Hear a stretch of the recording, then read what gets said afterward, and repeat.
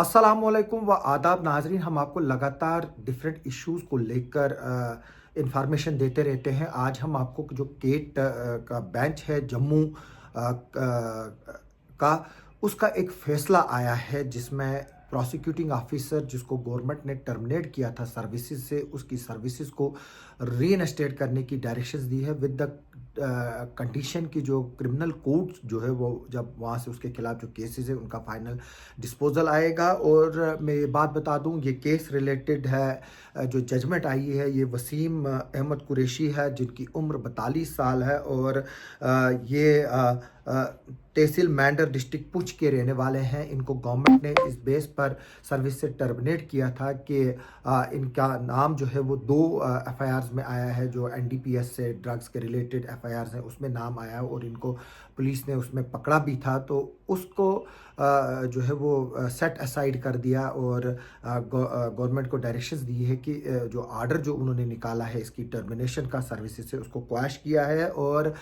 इनको रिप्रेजेंट कर रहे थे केट के सामने एडवोकेट फ़हीम शौकत भट्ट, और फ़हीम शौकत भट्ट ने केट जो बेंच है जिसको हेड कर रहे थे मिस्टर राजेंद्र सिंह डोगरा जो मेंबर जे हैं, और ऑनरेबल मिस्टर राम मोहन जोरी जो मेंबर ए हैं। और एडवोकेट फ़हीम शौकत भट्ट ने कोर्ट के सामने ये प्रूव कर दिया कि जो गवर्नमेंट का जो इंक्वायरी का प्रोसीजर था और जो टर्मिनेशन जिस बेस पे हुई है वो कानून के मुताबिक जो है वो नहीं था। तो मैं इस केस पर जो है वो आगे बढ़ूंगा। इससे पहले कि मैं इसमें आगे बढ़ूं, मैं आपको बता दूं, चंद दिन पहले हमने आपको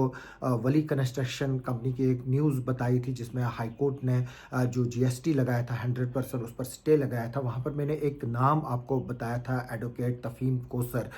तो वो गलती से जो है वो आर्डर में मिस्टर की जगह जो है वो मिस प्रिंट हुआ है। और मेरी उनके दोस्तों से गुजारिश है इस वीडियो के ज़रिए उनको इस बात को लेकर जो है वो मजाक न करें। वो एक टेक्निकल एरर थी, टाइपिंग एरर थी, जहां पर उनको मिस की जगह मिस्टर की जगह जो है वो मिस लिखा गया है। तो मैं चाहूँगा कि इसको क्लियर करूं कि जो एडवोकेट तफहीम कोसर जो है वो एक जाने माने वकील है और हमारे डोडा से ताल्लुक़ रखते हैं। तो मैं बता दूं कि ये केस जो है Waseem Ahmad Qureshi versus union territory of Jammu and Kashmir, जो additional chief secretary home department है वो इसमें रेस्पोंडेंट है, और उनके अलावा दूसरे रेस्पोंडेंट मोहम्मद शाहिद सलीम जो इंक्वायरी ऑफिसर थे, डायरेक्टर फॉरेंसिक साइंस लेबॉर्ट्री जे&के, उनको जो है इसमें पार्टी बनाया गया था। और मैं बता दूं कि इसमें जो केट बेंच है उन्होंने जो गवर्नमेंट का आर्डर नंबर 70 होम आप 2023 डेटेड 9/2/2023 जो रेस्पोंडेंट नंबर 1 यानी कि एडिशनल चीफ सेक्रेटरी होम ने इशू किया था, जहां पर रूल 30 आप J and K civil service classification control and appeal rules 1957 के तहत जो है उसको जो एप्लीकेंट है जो प्रोसिक्यूटिंग ऑफिसर था उसको इलीगली और आर्बिट्रेरली जो है वो सर्विस से डिसमिस किया गया था, और इसको जो है वो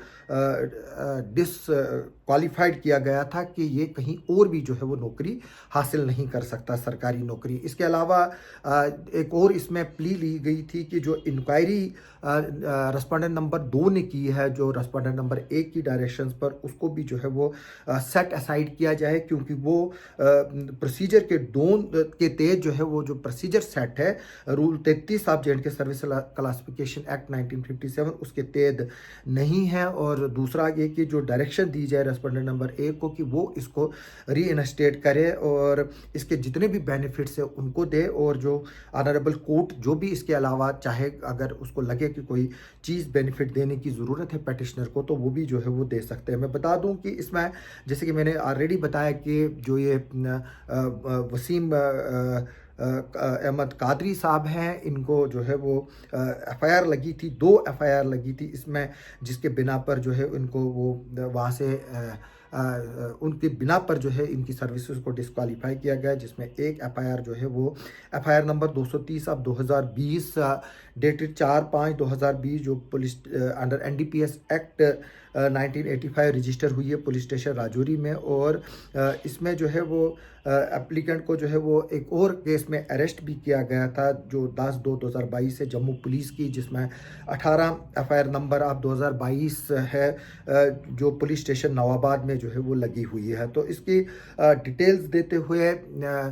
इसी बेस पर जब इंक्वायरी हुई तो उसमें जो है वो आगे चलकर जो है वो इसकी सर्विसेज को टर्मिनेट किया गया, और जो एडवोकेट फ़हीम शौकत भट्ट है उन्होंने ये प्ली ली है और कि जो ये जिसको उसके जो क्लाइंट है जिनको सर्विस से टर्मिनेट किया गया यानी कि वसीम अहमद साहब, उनको जो है वो मौका नहीं दिया गया है, और जो प्रोसीजरल रेप्सेस है उनको हाईलाइट किया, और उसमें ये बताया कि जब इनको चार्जशीट की गई तो वहाँ पर उनको ये भी बताया गया कि वो रिटर्न जो है वो उसमें जवाब भी दे, और अगर वो पर्सनल हियरिंग चाहते हैं तो उसके बारे में भी जो है वो पर्सनल हियरिंग होगी। और एडवोकेट फ़हीम शौकत भट्ट ने जो है वो केट के सामने जो है वो ये बात बताई कि जो क्लाइंट है उनके उन्होंने रिटर्न दिया भी, और उसमें ये भी कहा कि वो पर्सनल हियरिंग भी चाहते हैं, लेकिन ना ही उनके रिटर्न रिप्लाई को जो है वो कंसिडर किया गया, और ना ही उनका जो पर्सनल हियरिंग है वो हुई। और इसमें डिफरेंट रीजनिंग को बताते हुए जो है वो बताया कि उसमें सबसे बड़ा वैलिड पॉइंट ये है कि जब तक आप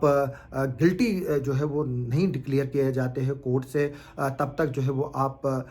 जो है वो गुनहगार नहीं है अनटिल प्रूवन गिल्टी। और उसमें ये भी बताया गया है कि जो एफआईआर है वो एक मेयर इंफॉर्मेशन होती है, और जो फाइनल आउटकम जो अब तक कोर्ट का नहीं आया, और ये दोनों केसेस जो है वो चार्जशीटेड है, और जो इस वक्त क्रिमिनल के कोर्ट है वहाँ पर इसका ट्रायल चल रहा है जिसका डिसीजन जो है वो अभी आना बाकी है। और उसी बेस पर जो केट का जो डबल बेंच है ये एक बड़ी लंबी जजमेंट है, ये 56 पेजेस की जजमेंट है, और इसमें मैं 2 पॉइंट्स जो है वो हाईलाइट करना चाहूँगा इस जजमेंट के। जो पॉइंट नंबर 27 है, इसमें पॉइंट नंबर 27 में बताया है कि under the circumstances the laid down in Captain M Paul Anthony versus केरली अप्लाई, जो एक केस का जो है वो हवाला दिया गया हुआ है, और उसमें यह बताया गया है कि इसमें जो इंक्वायरी रिपोर्ट है जो इसने की है, जो रेस्पोंडेंट नंबर 2 है उसने जो इंक्वायरी की है वो एज पर जो है वो नहीं है, एज पर प्रोसीजर नहीं है जो कानून है उसके लिए, इसलिए उसको जो है वो अकॉर्डिंगली सेट असाइड किया। और जो ऑर्डर इशू किया था रेस्पोंडेंट नंबर 1 ने यानी कि एडिशनल चीफ सेक्रेटरी होम ने, और जो इंक्वायरी ऑफिसर है उन दोनों को जो है वो क्रैश किया है कोर्ट ने, और डायरेक्शंस दी है कि